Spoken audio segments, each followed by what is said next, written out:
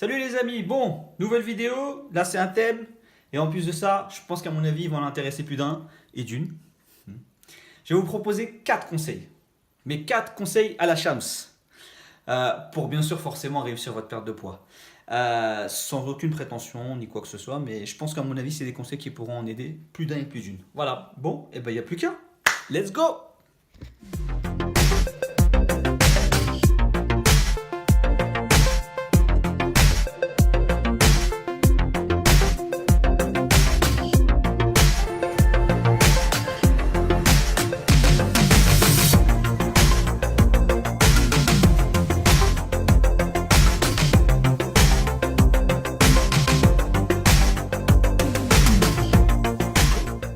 Qu'est-ce que c'est que ces conseils à la Shams?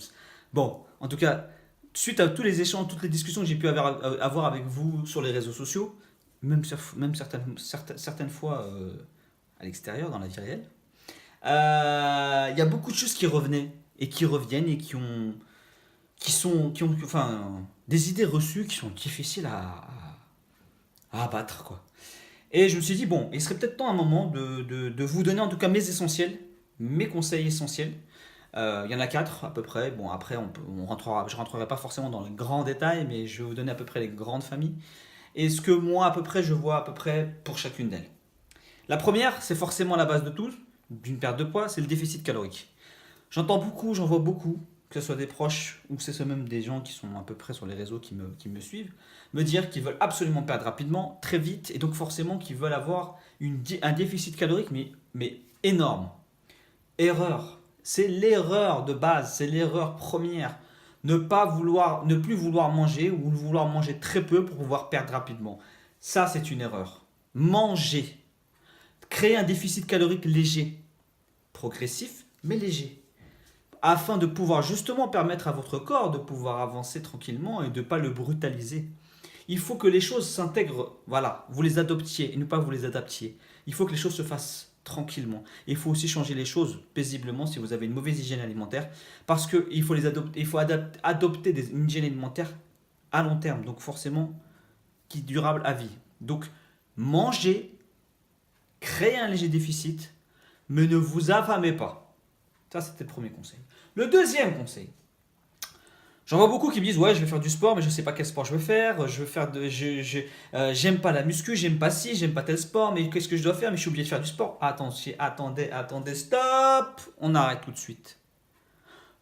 Faire du sport ou avoir une activité physique doit être avant tout un moment de plaisir. Ce n'est pas une contrainte. Il ne faut pas que vous viviez ça comme une contrainte. Oh, je dois aller au sport. Oh, il faut que je fasse ma séance de ci. Ah non, qu'on soit bien d'accord. Parce que comme ça, là, vous n'y arriverez jamais.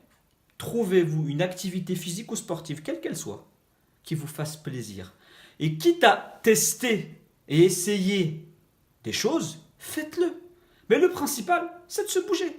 Et ça peut être que de la marche classique. Des gens trouvent leur bonheur dans la marche et qui se transforment en course ou qui se transforment en marche rapide. Bref, qu'importe. Ça peut être du sport à la maison, ça peut être voilà, qu'importe l'activité physique et sportive, mais faites-vous plaisir. La troisième chose, en tout cas le troisième conseil que j'ai, c'est le fait d'être bienveillant envers soi. Euh, quand vous entamez un processus de perte de poids, vous avez pour certains de plus en plus des résultats. Bon, enfin, la majorité ont des résultats. Mais on n'est jamais satisfait. Effectivement, moi le premier, je vous dirais, je suis fier mais pas satisfait. Mais attention, moi je parle de là de bienveillance. Et la bienveillance, ça veut dire, à un moment, bah, c'est aussi se récompenser soi-même. Si vous n'êtes pas là à vous donner de la motivation, à vous complimenter, à vous satisfaire un peu, entre guillemets, de ce que vous avez pu réaliser, ça ne veut pas forcément dire que vous allez vous arrêter.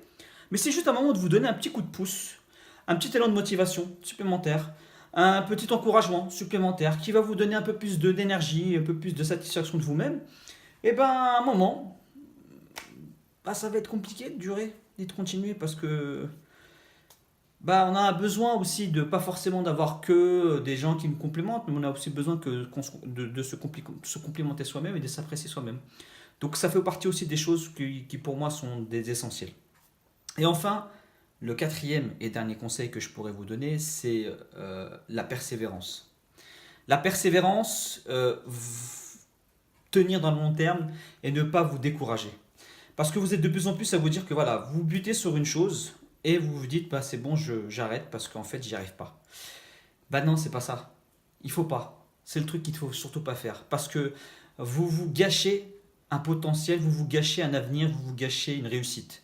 Et la persévérance, c'est un moment, y croire. Ça fait partie aussi de ce que je vous ai dit tout à l'heure, être bienveillant. Être bienveillant vous permettra de plus croire en vous. Et croire en vous vous permettra d'être plus dans la persévérance. Donc, soyez persévérant, ne lâchez pas. On sait tous très bien ce que c'est que lâcher. L'abandon fait qu'on est dans l'échec. Maintenant, est-ce que vous savez toutes et tous ce qui se passera ou ce qui se passerait si vous battiez encore et encore pour y arriver? Eh ben, ça, il n'y a que en persévérant que vous aurez la réponse à cette question-là. Moi, j'ai eu la réponse à ma question. Est-ce que vous souhaitez l'avoir? Et ça ne dépend que de vous. Donc voilà. Pour moi, quatre grandes familles. Je sais que je ne suis pas rentré dans les détails, mais pour moi, ce sont quatre conseils globaux qui vous permettront d'un peu plus sortir et d'avoir un peu plus de visibilité sur ce que vous souhaitez entamer et souhaitez réussir. Voilà. Bon, j'espère que ça vous aura plu. En tout cas, un petit pouce bleu, ça fait plaisir. Et puis, écoutez, je vous dis à la prochaine. Je pense que je referai un petit format comme ça, rapidos, avec des points rapides. Et si ça peut en aider encore de plus en plus, c'est encore mieux. Allez, prenez soin de vous et à la prochaine.